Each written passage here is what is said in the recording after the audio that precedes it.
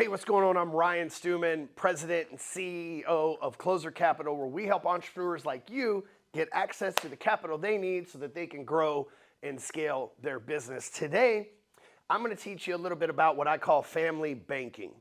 And this isn't the business side of things, but what are we building businesses for if it's not to take care of our family? Why do we go through the pressure and the pain of being an entrepreneur if it's not for our children, if it's not for our spouse, if not for our legacy and our grandkids? But we can agree that wealthy people do money different than poor people. But the problem is when a poor person becomes rich or wealthy, oftentimes we don't get the leadership, the mentorship, or the teachings, the wisdom that we need in order to set ourselves up to be financially free forever. In reality, if you've never been rich or wealthy yet, here's what happens. As soon as you get there, everybody tries to get a piece of what you got. You think the banker's trying to help you? No, he wants to get a piece of what you got. You think the trust attorney's trying to help you? No, they're trying to take a little bit of your money, your accountant. Everybody's trying to get a piece of what you're earning, especially on the financial side, because everybody sees it. So what you've got to do is you've got to understand that, yeah, they're going to give you advice that works for them, right? So that you stay in their business. If you go somewhere like Merrill Lynch, for example, they're not going to tell you Fidelity's got better programs and pricing. They're not going to say that. So if you don't know that and you're not searching, then they're just going to tell you the information that gets you stuck on their program. Well, I'm going to teach you today how to break free of all that stuff, okay? I'm going to teach you how to eliminate personal loans. I'm going to teach you how to build wealth alongside of your family with something I call the family banking system, okay? This isn't new. I didn't invent this. It's been around for forever, but typically only wealthy people do this, and people that are newly wealthy or aren't wealthy yet can still do this, and most of them don't because they don't have this information. So here's how it works. It's very simple. You go to your bank, whatever bank you use, and you set up a bank account. Okay, just another separate bank account, savings account, whatever you want to call it. And on that banking account, you name it family banking. That's what we name ours, right? Stewman Family Banking. And so every time I get paid, I take a percentage of my paycheck and I put it into that account. My wife, who also has a job, every time she gets paid, she takes a percentage of her income and puts it into that account. We do that. We get paid every 2 weeks. Every time my children get paid for mowing the yard, doing odds and end jobs, whatever the case may be, they take a percentage of their income, they put it into that family banking account. Now, that family banking account is not an emergency account like what Dave Ramsey talks about, where if you need money, you can get it from here. That's not what it is. The family banking account, savings, money mutual account, earning 3-4% a year, right? Consistently putting money in there. What happens is we get a family buy-in. Everybody puts money into the bank. Now, my child, right now, my oldest child is 13 years old. He's put about $3,000 into the family bank in his lifetime. When he turns 15, he's going to be able to drive, and that's about 1.5 years from now. And when he's 16, he's going to have his driver's license and need a vehicle. Now, he's going to have a choice. He can take the Silver Bullet, which is my ranch truck, for free, and he can have that, and he's already driving it. If you're the police, he's not, but he's already driving it on the streets, right? Or he can go and buy whatever car that he wants. If he can't get a loan himself, he can go over here, and actually this is better than him getting a loan from himself. Let's say that he goes and he buys a $30,000 vehicle. So he borrows $30,000 from the family bank account, okay? He doesn't get $30,000. It isn't a fucking gift. I want to drill that in your head, parents. It's not a gift. He's going to borrow that money at 5%, just like a regular car note. So he's going to pay $30,000 at 5%, okay? Every month, he's going to make monthly payments back into the account with that 5% interest attached to it, just like a car note. Interest first, everything else, nothing special. So that now the money in there that he borrowed, that $30,000, when he paid it back, it increased by 5%, but that 5% goes back to the family bank. It didn't go to the dealership. It didn't go to the car payments on the bank. That was money borrowed, paid for the car, a note established, paid back at 5% into that. You're going to pay 5% on a car note anyway. Why not pay it back into your family bank account? If that's what you were going to budget anyway, and you have the money there, why not pay that? Because then guess what? Now the money in that bank account, we loan it out to ourselves, it grows. So let's say that I want to buy a car. I'm not buying shit less than $120,000. I take it out at 5%, pay it back monthly over the course of 3, 4, 5 years, and now all of a sudden we've got another $5,000, $10,000 in interest into that. And the money's always coming back. It's not I'll pay it when I get it. No, we treat it seriously. You're going to make monthly payments on this car just like you would to Chrysler Financial or Ford Financial, any of that. You're going to make monthly payments on the first every month, and this is the payment for 36 months, 48 months, 60, whatever the case may be. So think about the benefit of that, right? Like you put little money back. My kid's 13. He's going to be putting into the family bank his whole life.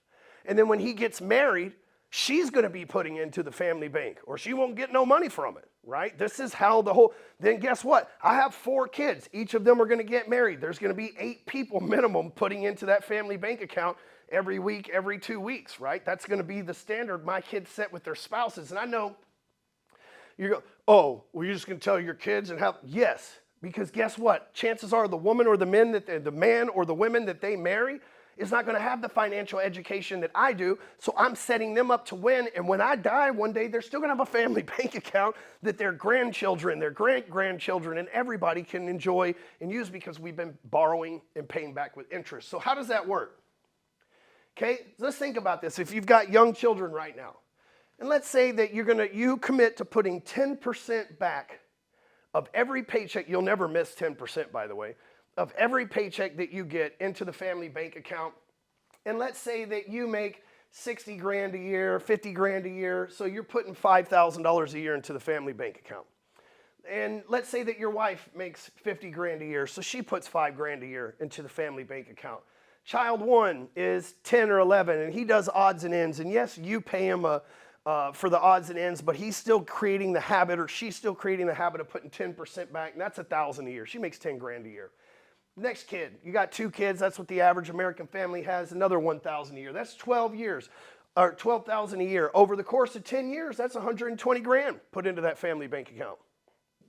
So by the time, if I started right now, which I started years ago, but if you start right now and your kid's 13, then by the time he's 23, you'll at least have $120,000 or more, because by the time Jax is 16, this $1,000 a year will probably go to $10,000 a year because he's going to be a hell of a salesman.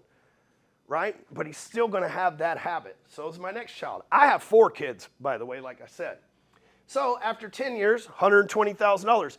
If you start this on day 1 that your child's born, or early on, maybe they're 2 years or younger, then by the time they need a car, you're going to be set up for them.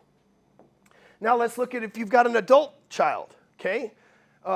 So you're still doing 5 grand, spouse is still doing 5 grand, but now your adult child's doing 5 grand. Okay, because they've got a $50,000 a year job. Adult child number 2 is putting in 5 grand a year.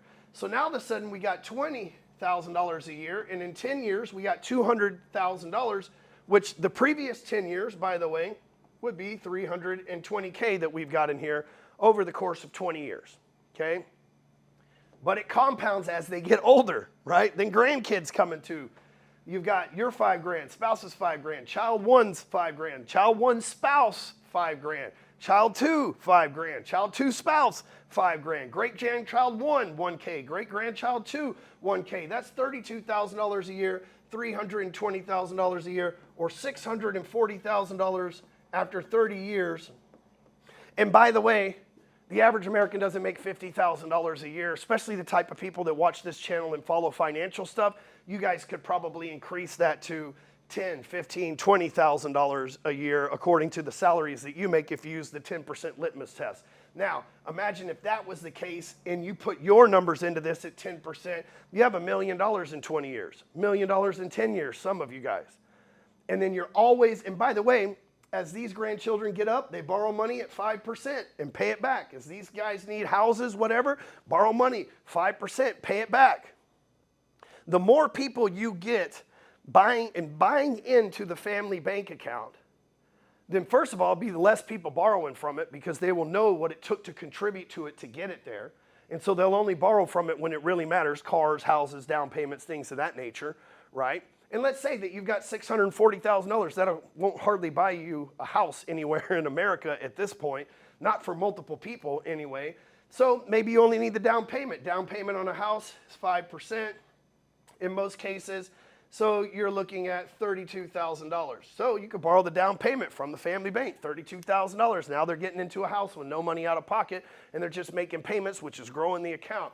And at some point, all of these people are borrowing money and buying into the account, and the 5% interest is just growing on top of the money market money that you've already got in there that is growing 2, 3, 4% a year as well. So you could get annualized 9 to 12% return on investment from borrowing your own money using this family banking system that everybody in the family collectively pays into.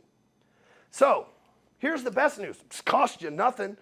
You go sign up at Bank of America, Wells Fargo, your local bank, whatever, so open a bank account, create the habit. You have to be the example. You have to be committed to putting that money in there. You have to get your spouse on board, committed to put that money in there. Then you have to be the example of authority to get your kids to buy into it. But in 10 years, 5 years, 20 years, they're going to be really thankful for that family bank account, because instead of you making the banks rich, borrowing and paying interest to them, you're making yourself and your family rich for generations to come, borrowing and paying interest to yourself. If you got something from this, if you benefit from it, especially if you're going to go start a family bank account, let me know in the comments. Share it with somebody who needs to see it. We'll catch you on the next video.